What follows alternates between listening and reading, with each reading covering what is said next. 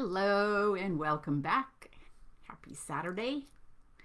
And I am so excited because we're going to continue our journey with Inchelina today and discover more of how she came to understand who she is and where she belongs.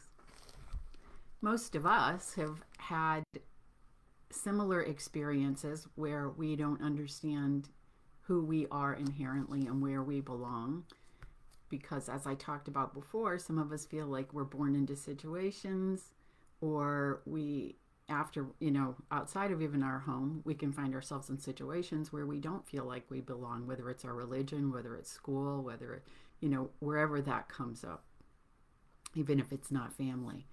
So where we left off last week, Inchelina was on a leaf in the middle of the river, and we talked about the river being a symbol of the unconscious, emotion, and also creativity. I'm not sure if I mentioned that part.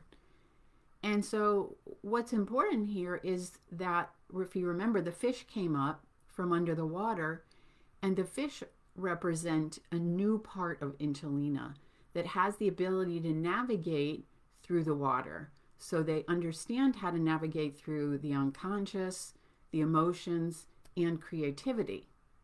And so the fish poke their heads out of the water, see her crying, which means she's in victim mode. And which, on the one hand, but we talked on the other hand that that's kind of good because the emotion was flowing. So that was okay in this situation. And they poke their heads above water, which means they see from another perspective. They're able to rise above the emotions, which in this case, she's not able to do. They rise above the emotions. They come up with a new solution, right? The solution comes from the unconscious in this situation. We've talked before about how we can't look to the mind for solution to a situation which we've never been in before. And she has never been here before. So she needed some other part of her to discover how to resolve this situation. And they end up nibbling the stem that's connected to the mud at the bottom of the river.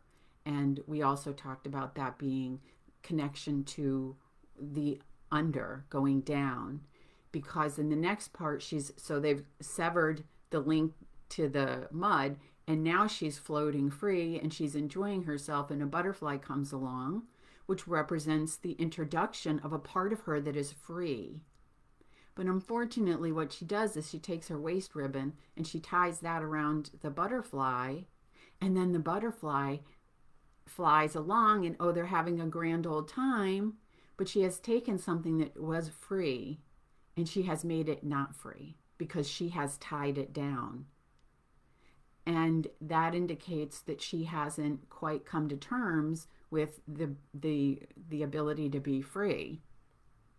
And although it appears in this situation like it's free and fun, she's also not considering the implications of her actions, which we can see also reflects her mother, right? That consciousness that she came from, not really thinking about what am I doing and how is this going to impact me in the future or unfold in the future, which is exactly what happens.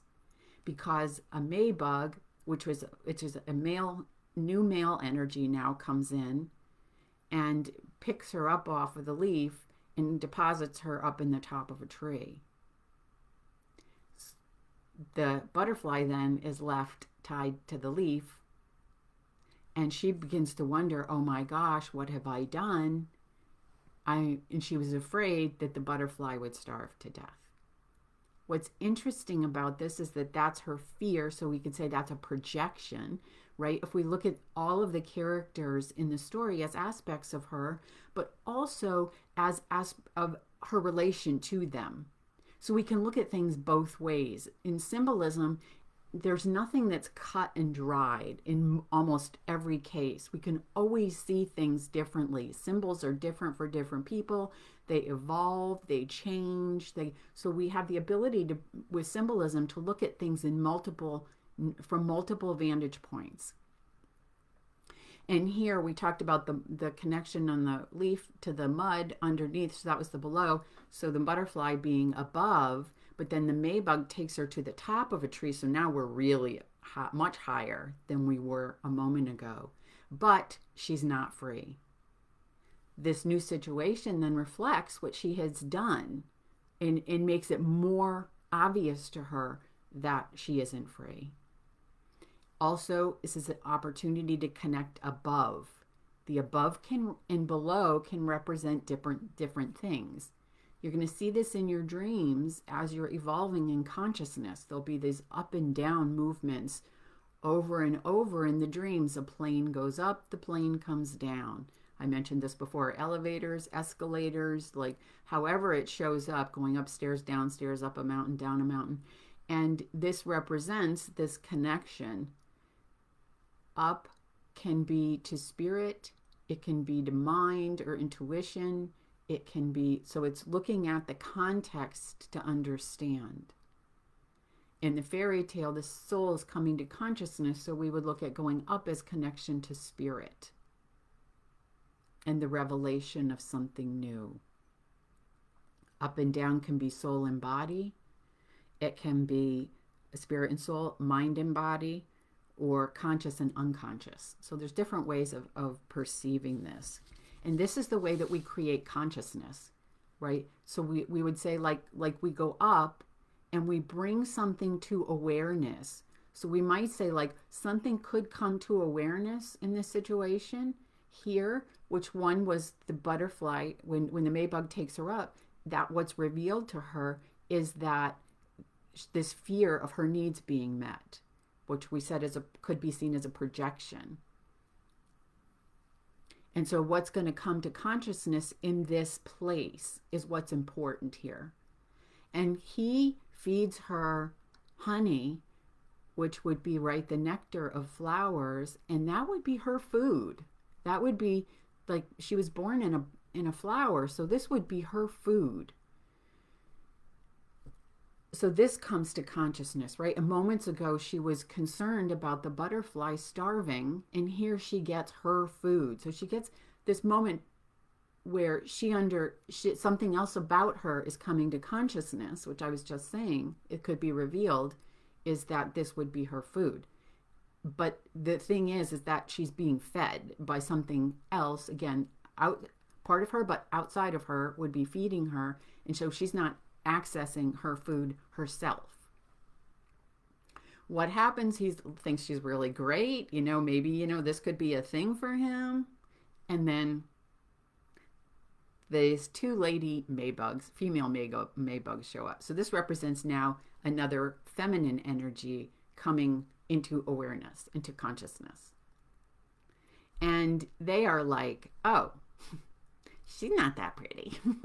She's not that pretty at all.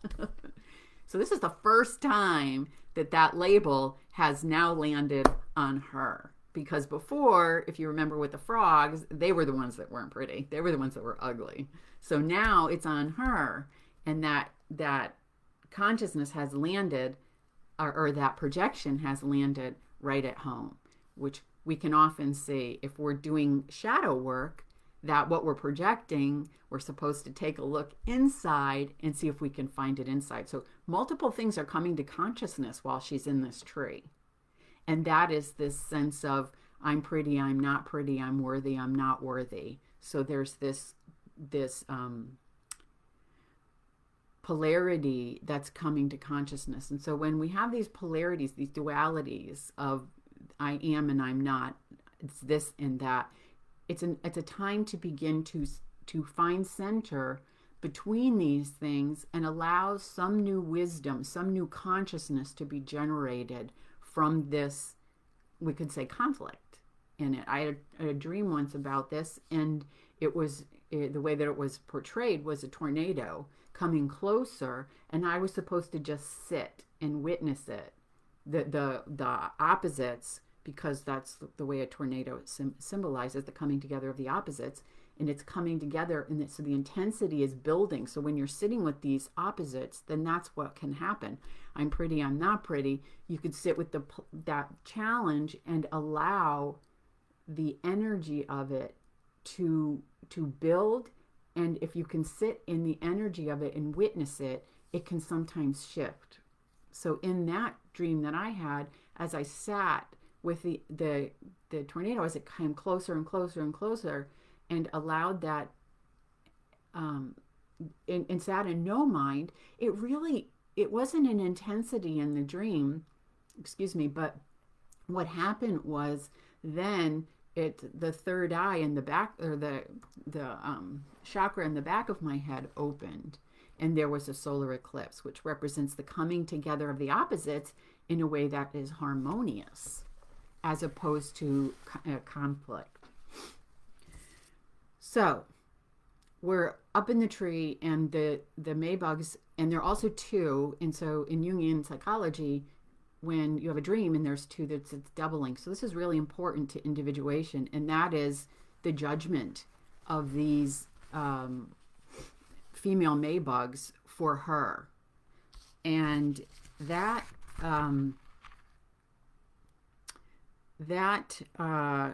judgment is something that keeps us in suffering and judging ourselves, judging others. When we're out of judgment, we're in a sense out of duality, because we're just accepting what is, and we're not seeing things as good and bad, right and wrong. And you kind of have this sense with these two female Maybugs that they're kind of jealous. They're a bit, resentful, and seeing her as competition. And that would be lack consciousness, which we know from the mother and from her origins is something that will have to come to be resolved. She'll have to resolve this issue. And when you are jealous, it's often perceived as a negative, but it really isn't. Because in so many fairy tales, we have the jealous stepsisters. And they're also doubled, right? So interesting how there are these parallels. And that doubling and that judgment of the jealousy is to reveal something that is believed that it can't be had. So the sense is that she has this, I don't, and so I'm going to judge her and put her down, and then in that way takes me from feeling inferior to being superior. So that's kind of what's happening with the Maybugs. Jealousy is important because what can happen in childhood is you learn, like, this is, if there's something that you learn, like, this is not for you can't have this. In this case, let's say Inchelina, or these Maybugs learn that they're not pretty enough. And they then have this, grow up with this sense that they're inadequate in that area. And then they see a situation where, so the jealousy can be something that's really in the unconscious in terms of what's possible. So it's really a helpful thing to say, okay, if that's making me uncomfortable and I feel jealous of that situation, is this something that I really want? And I really believe that I can't have. And it's really helpful to bring that to consciousness, because it may be something that you can have, and that's important. And pretty or not pretty is just a judgment. I mean, it's not, nobody has the final say on what is and is not. And so he's initially, the Maybug is initially excited about her and pleased with how she looks and who she is. And then the Maybug has come along, the two females, and all of a sudden he's like, oh, okay, forget that. Well, like, forget her. So he dumps her at the foot of the tree. So you would think, oh, she's going to be so happy. She's going to be so happy. She's free, right? She's out of that situation. But she's not. She's crying. She's crying because she's been rejected. Even though she didn't like him, didn't want to be with him. She's rejected. And so she feels that rejection of the Maybugs, of him, of the females, of all of it. And she feels...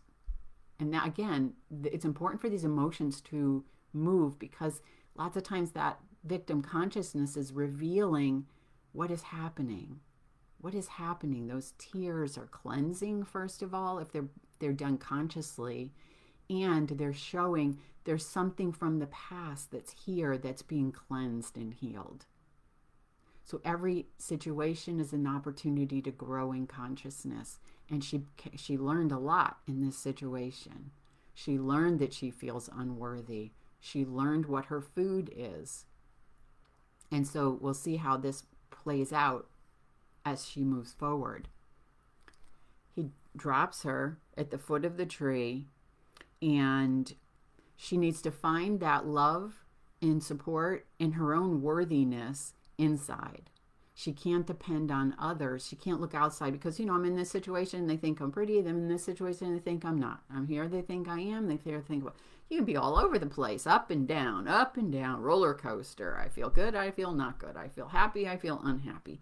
So it's really important to bring in and to discover these things inside of ourselves so that we're not on the roller coaster. We can get off the roller coaster and find our inner value and our own worthiness. So at the foot of the tree, it's summer, so a good thing. And she can take care of herself through the summer and the fall. But when winter comes, she's starving. There is that again, her food. Like she was worried about the butterfly, and then she got a taste of her food. But then when it came to feeding herself, when he could feed her, then she had access to her own food. But when she had to feed herself, she did not. So she's starving and she's cold and she wanders around and she comes to this hole in the ground. She knocks on the door and the field mouse answers.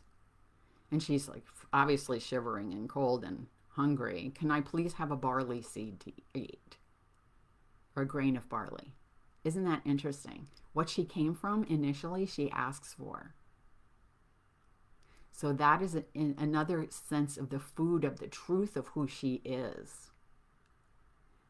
What she was before she came into being. It's very interesting because I have multiple poems that came that were about going back to what we were before there was the story.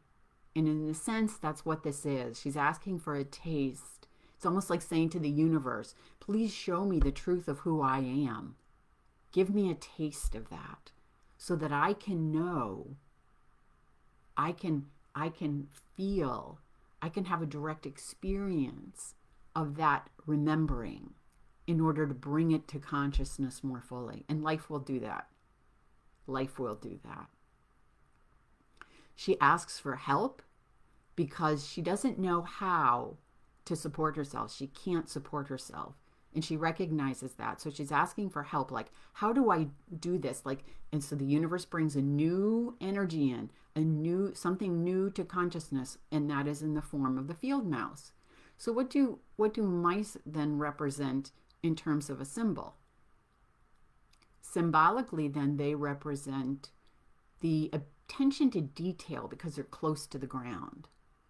And in order to achieve a big project, which you see, this is great. This is so cool in The Wizard of Oz. They have a great demonstration of this. And that is that they represent the ability to take little things, little details, and do something big. And if there's a big project, if you just take step after step after step after step, just a little step, what can I do today? What can I do today? What's the next step? Not like what are the next 20 steps, but what's the next one step?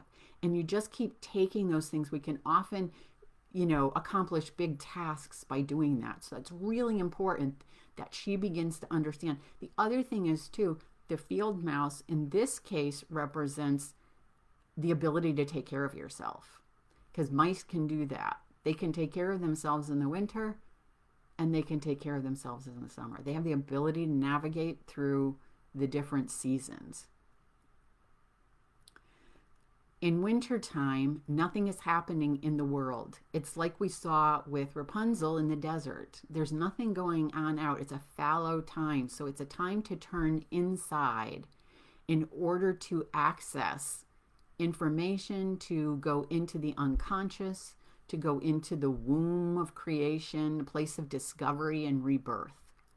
So she's going down into the mouse's hole. The mouse takes her in for the winter in exchange for Inchelina services. You can cook and clean, and you can tell me stories, and so she has to enter into the servant archetype, which is interesting, right? Because we talked about that in correlation to the third chakra at the beginning. And she's going into the servant archetype here, but what's interesting is she's going to learn something. So that's important in this situation. And the mouse knows how to prepare for winter. And the mouse is all excited, so Inchelina's there. She's happy. She's fairly happy. And one day, the mouse says, oh, our neighbor's coming for a visit. And that is the mole. She's all excited because he's rich. The mouse is excited. This is a new masculine energy that's coming into consciousness. And this energy represents the ability to create abundance, right? Which is something that's important in this world because it's how we support ourselves and take care of herself, the ability to be able to take care of herself. So this is a really important dynamic that's coming to consciousness, right? Because we're down underneath the ground. We're in the darkness of the earth, and that also represents the unconscious. So this stuff is coming into her awareness. This is a part of her that's coming online. But the problem is that a mole is considered blind, unable to see. And that means he really can't see her or see where to go, although he has the ability to tunnel in the unconscious and bring light to the unconscious, but he can't see her. Oftentimes, if you notice in your own life with people you know and experiences you have, I have dated people who are very good at the material, but are more aligned with masculine energy and less with the feminine, and don't tend to see or value that which comes from the feminine, like the arts or intuition, or they're very, very logical, literal, rational, but very good at getting things done and achieving in the world. But, and this is an important transition, especially for a lot of spiritual people, is really navigating to being able to move through all the worlds. So not only be able to be spiritual and successful in that arena, but also to be able to be successful in the material world. He really likes her, but he's not going to really show it. So he thinks she's kind of cool, but he's not letting on. One day, he's taking them back to his hole, and he creates a tunnel and a passageway and opens up a light, and there's a swallow, and it appears to be dead. The mouse and the mole totally ignore it. They're like, yeah, whatever. The swallow symbolizes the sun and summer and obviously freedom because it's a bird and it's connected to the light and warmth. The mouse and mole, then, as I was just saying 2 minutes ago, is like not paying attention to this, and this would be something that would be more of a something that unites the above and the below. Although the swallow spends a lot of time in the air, it would then represent again that up and that ability to gain new perspectives on things, connect to spirit. Birds can indicate messengers from above as well. They're ignoring it, which means that Inchelina is ignoring this or has ignored this aspect of herself. Remember, things are coming to consciousness here in this realm. So this is a part of her that she may have been dismissed in her childhood as unimportant, as not having value, as dismissed. And now it's like it comes into awareness. This can happen in a dream. It can happen in life, like we were seeing with the Maybugs. Like that jealousy can reveal it. What is being revealed is something that was perceived in the past to not have value. This is important. This would be a really important thing. And then the tunnel between the two houses, the two holes under the ground, can represent a connection between the mind and the body, let's say, as the throat. So we could say that the swallow is in the throat chakra and then relates to expression as well, the freedom to express. And that night, she gets some fabric and some cotton, and she goes to the swallow when everybody's asleep, and she puts the little cotton under its little head, and she puts the little blanket thing she has over it, and she rests her head against it, and she hears a faint little heartbeat. Da-dum, da-dum. And she's startled. Oh my gosh, it's still alive. She gets some water, she feeds it a little bit of water, and she nurses it back to life. Well, it is like ready to go. All right, I'm out of here. Like, this is not my domain. My domain is up above. She's learning that. This is coming to consciousness. This is not your domain. This is not where you belong. Because we're seeing this as a part of her, as well as in a separate part. So this part of her says, this is not it. And it wants to leave. And she says, but you can't leave. It's the middle of winter. By now, the swallows have flown south. If it goes out, there's no food for it. Like that, this is not the time for it to go out. You need to wait until spring. Sometimes we have to spend the fallow season inward, even though we might want to run out into the world, and we have to sometimes wait until the right time to move out into the world. And so what they're showing us here is knowing the cycles and knowing when's the time to go out and when's the time to stay inside. So when spring comes, the swallow is out of there and it says, come on, come with me. And she's like, oh, I can't. I don't want to leave the mouse alone. And she's choosing safety and security, the comfortable and the familiar. On the one hand, she may believe that she's lacking in some way and not free to go, that she doesn't have what she needs. The mouse tells her that she needs to marry the mole, so they begin to get prepared for the wedding. But when it's 4 weeks from the time that the wedding is scheduled, she finally speaks up, right? We talked about that passageway being the throat chakra and expression. So here we see she's actually going to express what she wants, and that is not to marry the mole.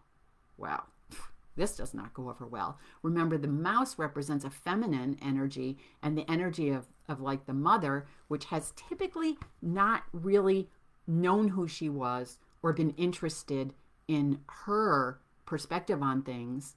And the mouse says, yeah, if you don't, I will bite you. This part of Inchelina then is saying, I don't have a choice. I have to do this or I'm going to get hurt. It's not safe to make a decision other than to go along with marrying the mole, which is the male energy that can't see her. It has the ability to create, but it still can't see her. So what's she going to do? Well, the day of the wedding comes. And she goes to the mouth of the doorway of the mouse's hole and is ready to say goodbye to the upper world, because marrying the mole means she's living in the unconscious.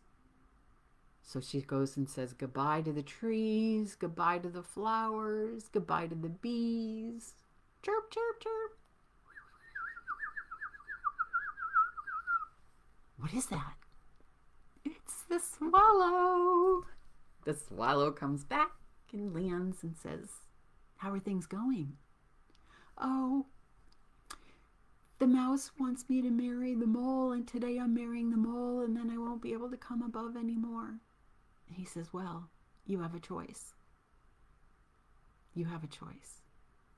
You can leave with me, or you can stay where you are.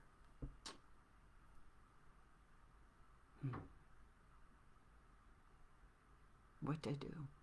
What should she do? Stay unconscious or leave? So she finally says, yes, I'll come with you. Up until this point, and including this point, is where we make a decision. We make the decision. What have we learned? What have we been learning through our experiences, through what has come to consciousness, either through dreams or life? And we always have the knowing. What should I do?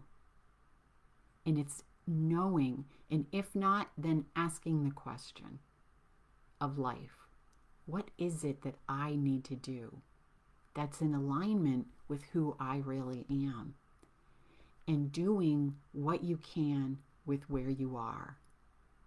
What you can with where you are. Where am I right now? What resources do I have in order to begin to take, like we said, that the mouse is those details. Like, what steps do I need to take? If I'm dreaming of this or that, what steps can I take today and remain committed to seeing me into what I want, into what my dreams are, into learning more about the truth of who I am and what my potential is.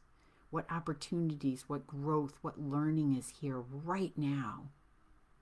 And then follow that guidance, that inner light, right? The mole had the ability to bring the light. He carried the light that illuminated the passages of the unconsciousness.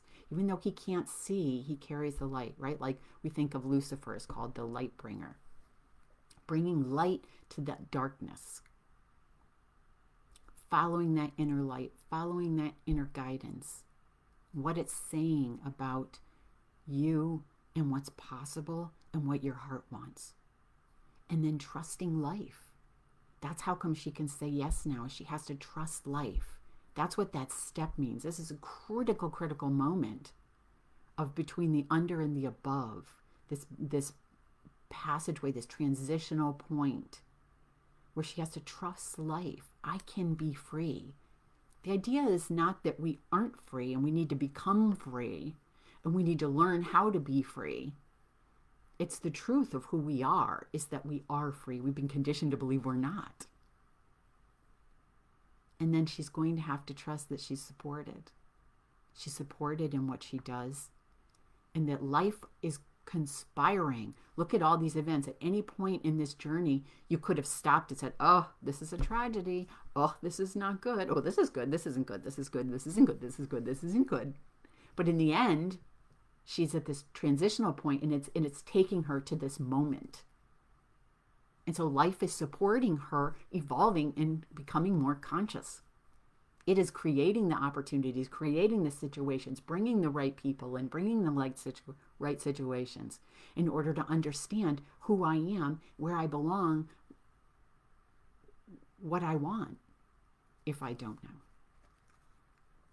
She climbs on the back of the swallow, and the swallow begins to fly. She gets a little cold. She hunkers down so sometimes this part of coming out and trying to emerge into a new part of who you are can be cold at times, can be soft at times, can be easy at times, can be a little challenging at times.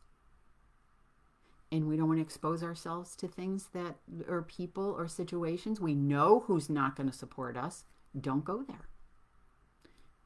Align yourself with people who believe in you, who think you're going to have, if you're in situations with people who don't expose what you're doing. Don't tell them all the details. Be selective. The swallow takes her to a temple ruin, which is fascinating, right? This would be a very sacred place. A sacred place. That's where she's landing, in a sacred place, which is just beautiful, isn't it?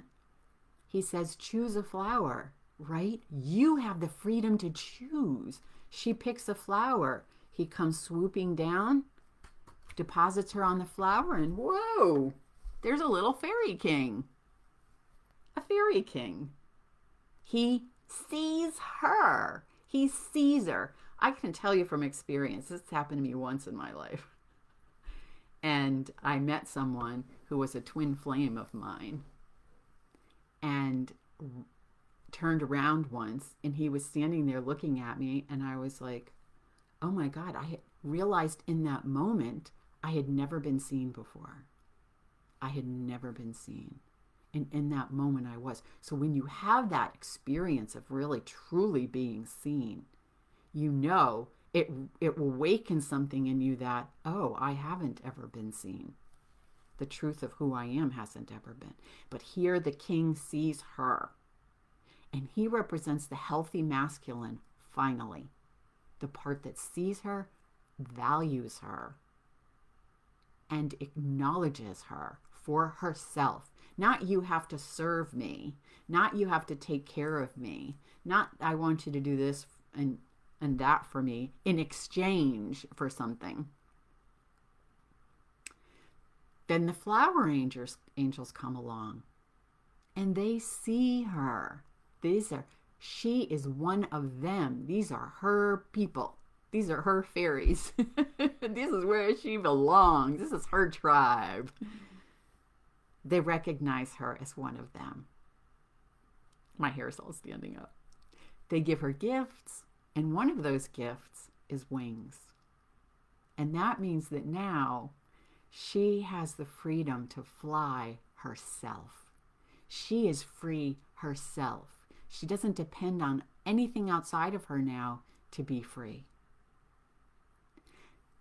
The fairy king crowns her as queen and renames her, right? How delightful is that?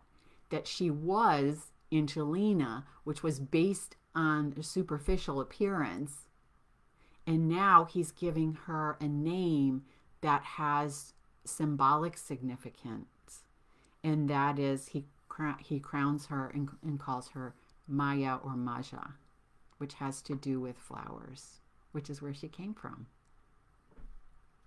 So she has a new identity, an entirely new identity. It's sometimes a challenge to go through that transitory period, right? When she's flying, she's not in the old world, in the underworld with the mouse and the mole, and she's not yet in the new place, which is there. So that's an important transitory period to navigate and to maintain belief, to maintain trust, to maintain, I don't see it yet, but I trust that it's coming. And it did. So her journey revealed who she was.